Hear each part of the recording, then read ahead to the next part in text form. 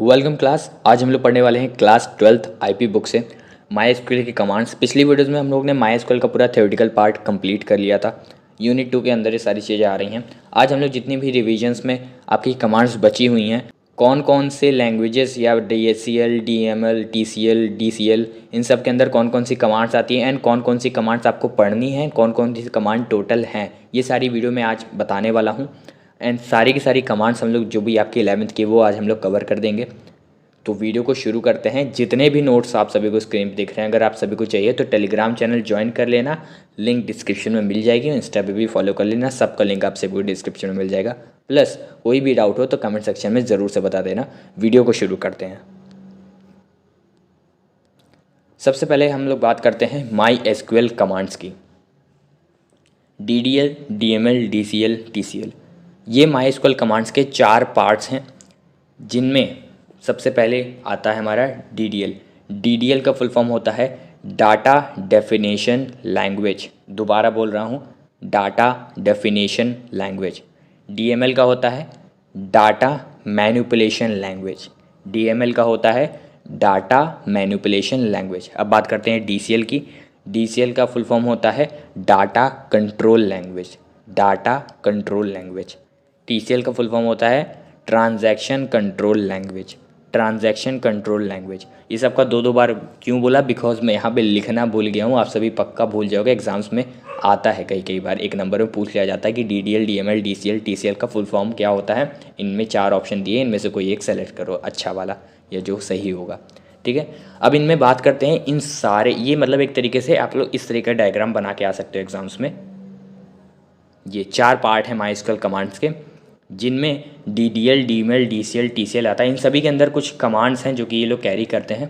सबसे कम कैरी करता है DCL, एंड इसमें से ज़्यादातर कमांड्स आप सभी को 12th में यूज़ नहीं आएंगी।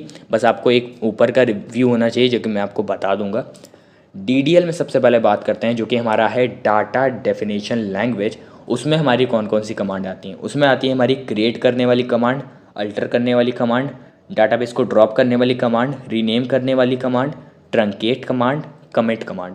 ये जितनी भी 1 2 3 4 5 6 कमांड जो हैं वो डाटा डेफिनेशन लैंग्वेज के अंदर आती हैं। अब बात करते हैं डाटा मैनिपुलेशन लैंग्वेज की। डाटा मैनिपुलेशन लैंग्वेज के अंदर कौन कौन सी कमांड्स आती हैं? सबसे पहली कमांड आती है select, insert, update, delete, merge, call, explain plan, lock table. 1 2 3 4 5 6 7 8 command ये हैं जो कि data manipulation language MySQL command के अंदर आती हैं।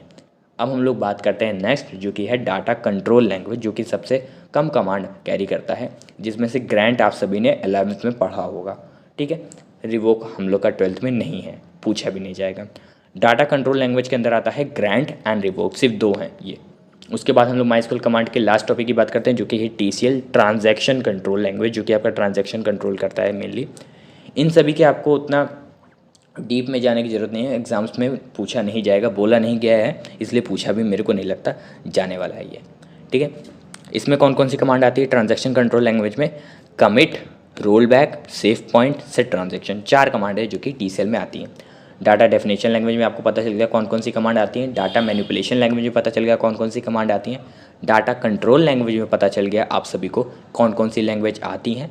ट्रांजैक्शन कंट्रोल लैंग्वेज में पता चल गया कौन कौन सी कमांड आती है। अब हम लोग बढ़ते हैं अपनी नेक्स्ट स्लाइड पे, जो कि होने वाली है व्हाट इज़ डाटा। देखो अभी तक आप लोग इतना पढ़ रहे हो, my SQL, database management system, relational database management system, RDBMs, ये सारी चीज़ें पढ़ ली, बट आप सभी को डाटा की अभी तक करेक्ट डेफिनेशन नहीं पता होगी। अगर पता है तो अच्छी बात है, नहीं पता है तो उसको भी बता देता हूँ, एग्जाम्स में पूछ लिया जाता है कई बार। ठीक है, तो इसका जो एक लाइन की डेफिनेशन है वो है रॉ फैक्ट और फिगर। बस एक लाइन की डेफिनेशन बनी, इसकी आधी लाइन मान के चलो। What is data? Data is a raw fact और फिगर। बस इतना लिख के आना है, डाटा की आपकी डेफिनेशन ख़त्म। और मुझे नहीं लगता ये 6-7 नंबर में पूछने वाला है, मुश्किल से 1 आध नंबर में पूछ लेगा, 1 आध नंबर के अंदर ही कोई एक टॉपिक में पूछ लेगा आधे नंबर में। ठीक है, बट इसके आगे भी आप लोग को एक लाइन लिख के जा सकते हो, जरूरी नहीं कि 1 नंबर का पूछा जाए तो एक ही लाइन लिख के आना है, इसके आगे भी कुछ एक्सटेंशन लगवा दे रहा हूँ मैं। And when we process that data it becomes information, ये भी आप लिख सकते हो। यानी डाटा कभी भी पूछे तो डाटा क्या होता है? रॉ फैक्ट और figure. And when we process the data it becomes information, यानी जब हम डाटा को प्रोसेस करते हैं तो वो एक इन्फॉर्मेशन बन जाता है। अब हम लोग बात करते हैं storing of data is called database. Database आप सभी को पता है, जो हम लोग डाटा को स्टोर करते हैं, ऑर्गेनाइज करते हैं कलेक्शंस में, उसको हम लोग कहते हैं डाटाबेस।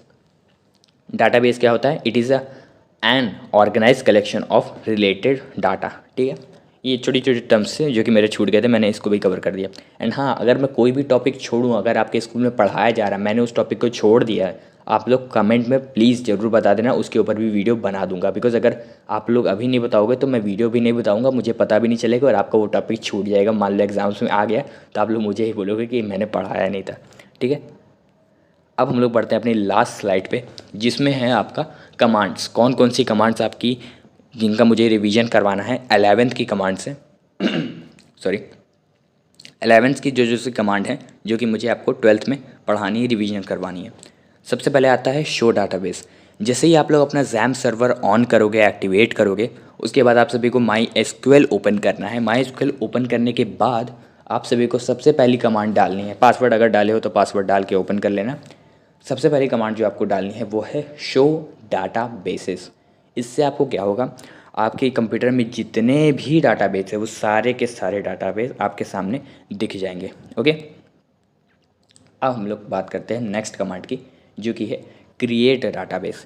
अब आपके पास काफ़ी तरह के कमांड हैं, सॉरी डाटाबेस है, बट आपको कोई एक नया डाटाबेस बनाना है, तो उस डाटाबेस को बनाने के लिए आपको ये वाली कमांड यूज़ करनी पड़ेगी, क्रिएट डाटाबेस वाली। ठीक है, कलर चेंज कर लेते हैं दोबारा से वही वाला। Okay, use. अब अगर आप उस डाटाबेस को बना लिए हो, ठीक है, वो डाटाबेस आपने बना लिया, अब उस डाटाबेस को आपको यूज़ करना है, ठीक है, उसका इस्तेमाल करना है, तब आपको कमांड कौन सी डालनी है? तब आपको कमांड डालनी है यूज़ कमांड वाली, और इसके आगे आपको नेम डाल देना है। यहाँ पर भी आपको नेम डाल देना है जिस भी नाम का डाटाबेस बना रहे हो, ठीक है, और यूज़ कर लेना है उसी नाम के डाटाबेस को, अगर उसी डाटाबेस के अंदर वर्क करना है। अदरवाइज़ आप लोग नया डाटाबेस भी बना सकते हैं। ज़रूरी नहीं कि आप लोग एक बार में एक ही डाटाबेस बनाओ, आप लोग लाखों डाटाबेस बना सकते हो। हालाँकि ये पॉसिबल नहीं है अपने हाथों से एक दिन में, ठीक है। बनाने को चाहो तो कुछ तिकड़मबाजी करके बना भी सकते हो, इंडियन हो भाई, जुगाड़ू हो, बना ही सकते हो तुम लोग। उसके बाद हम लोग बात करते हैं उसके अंदर शो टेबल्स देखने की। मान लो उसके अंदर अगर कोई टेबल ऑलरेडी भरी हुई है, मान लो हम क्रिएट डाटाबेस नहीं करें, जो हमारे जितने भी डाटाबेस हमारे पास थे इन्हीं में से किसी एक को हम लोग ने यूज़ कर लिया है, तो अब हम लोग को उसमें अंदर शो टेबल्स देखना है। उसमें बता देगा कितनी टेबल्स है, अगर नहीं है तो एम्प्टी दिखाएगा, अगर है तो उसमें सारी सारी टेबल्स दिखा देगा, कौन कौन सी टेबल्स हैं एंड कौन कौन सी आप देख सकते हो। उसके बाद आता है डिस्क्राइब। डिस्क्राइब के आगे उस टेबल का नाम डालना पड़ेगा, जो कि आपने शो टेबल्स में देख लिया है कौन कौन सी टेबल हैं। डिस्क्राइब का मतलब है उस टेबल को डिस्क्राइब कर दो, उसके अंदर कौन कौन सी कॉलम्स हैं, कौन कौन सी रोज़ हैं, किस तरीके के वैल्यूज़ किस कॉलम में भरनी है, किस वैल्यूज़ की तरह में फॉर्म में भरना है, एंड किसी में क्या प्राइमरी की, कैंडिडेट की, सब कुछ क्या दिया है, वो सारी चीज़ें आप सभी को डिस्क्राइब में दिखाई दे दी जाएगी। मान लो टेबल का नाम है स्टूडेंट, एग्जाम्पल ले रहा हूँ, स्टूडेंट नाम की टेबल है, तो डेस्क स्टूडेंट करोगे तो वो आपका पूरी की पूरी स्टूडेंट वाली टेबल डिस्क्राइब कर देगा। हालांकि आप सभी को डिस्क्राइब नहीं लिखना है, सिर्फ DESC जैसा यहाँ पे लिखा है वैसा ही लिखना है। आप स्मॉल कैपिटल कुछ भी कर सकते हो। उसके बाद करते हैं हम लोग, अगर उस स्टूडेंट टेबल जो कि हम लोग ने एग्जांपल लिया था उसके अंदर की वैल्यूज़ देखनी है। आप लोगों ने उसका चैनल, उसका पूरा वो तो देख लिया, स्ट्रक्चर तो देख लिया, डिस्क्राइब करवा के उसका पूरा स्ट्रक्चर देख लिया आप सभी ने, बट अब आप सभी को अगर उसकी जो अंदर की वैल्यूज़ हैं, जितने भी डाटा उसमें भरा हुआ है वो देखना है, तो उसके लिए आपको कमांड यूज़ करनी पड़ेगी, सेलेक्ट स्टार फ्रॉम। ये स्टार का कमांड है, ठीक है, याद रखना है, स्टार का कमांड है ये।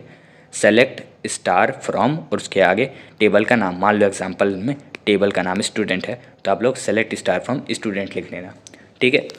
अब हम लोग बात करते हैं, अगर मान लो आप लोग को ने अपना शो डाटाबेस वाला डाटाबेस जो आपका आया था उसको आप लोग ने यूज़ नहीं किया है, आप लोग ने अपना क्रिएट किया, उसको यूज़ किया, उसमें आप शो डेस्क सेलेक्ट स्टार तो कर नहीं सकते बिकॉज अभी आप लोग ने कुछ बनाया नहीं है। तो अगर आपको उसको बनाना है तो सबसे पहले उसके अंदर वैल्यूज़ फिल करनी होंगी। तो वैल्यूज़ फिल करने के लिए आपके पास ये वाली कमांड आती है, जो कि है आपकी क्रिएट टेबल वाली कमांड। ओके, इसको ऊपर कर लेते हैं। क्रिएट टेबल वाली कमांड के अंदर आपको किसी भी नाम का टेबल बनाना है। मान लो एग्जांपल आपको स्टूडेंट नाम की टेबल बनानी है, तो स्टूडेंट नाम की टेबल में आपको यहाँ लिखना है create table student.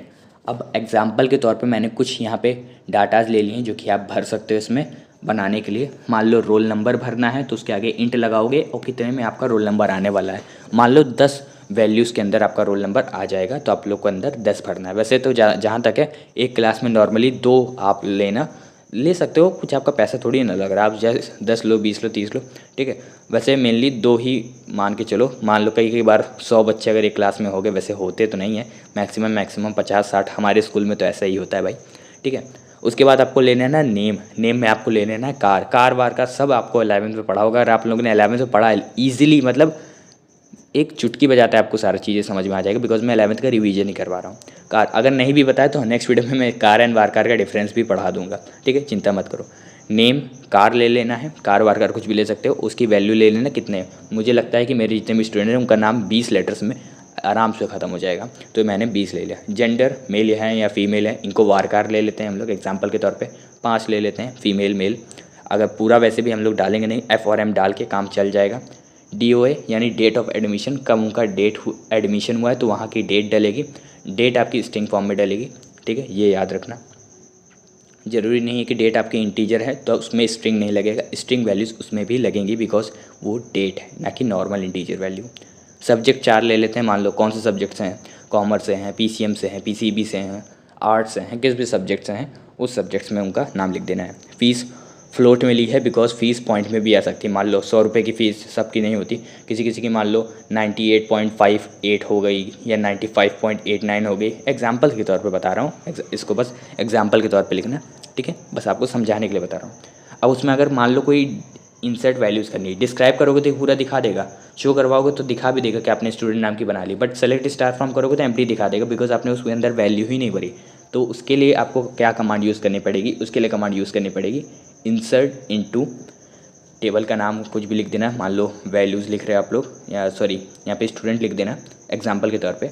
Insert into student values, और वैल्यूज़ में आप लोग को भर देना है। मान लो अगर यही चीज़ आप लोग बना रहे हो तो इसी को भरने के लिए आपको यहाँ पे रोल नंबर सबसे पहले है, तो बिना किसी हिचकिचाहट के मान लो रोल नंबर 1 है हमारा, तो 1 डालेंगे, कॉमा डाल देंगे। नेम आपको स्ट्रिंग में डालना है, बिकॉज ये नेम है।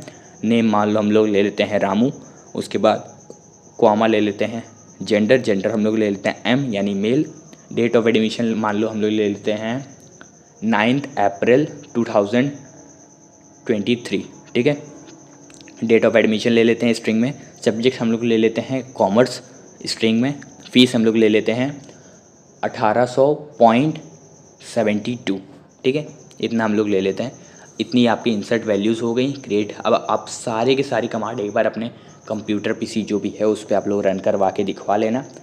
मिलते हैं आप सभी को अपनी नेक्स्ट वीडियो में। हाँ, नोट्स अगर चाहिए तो टेलीग्राम पे चले जाना, इंस्टा पे फॉलो ज़रूर कर लेना। कोई भी डाउट हो तो कमेंट में भी आके बता देना मुझे।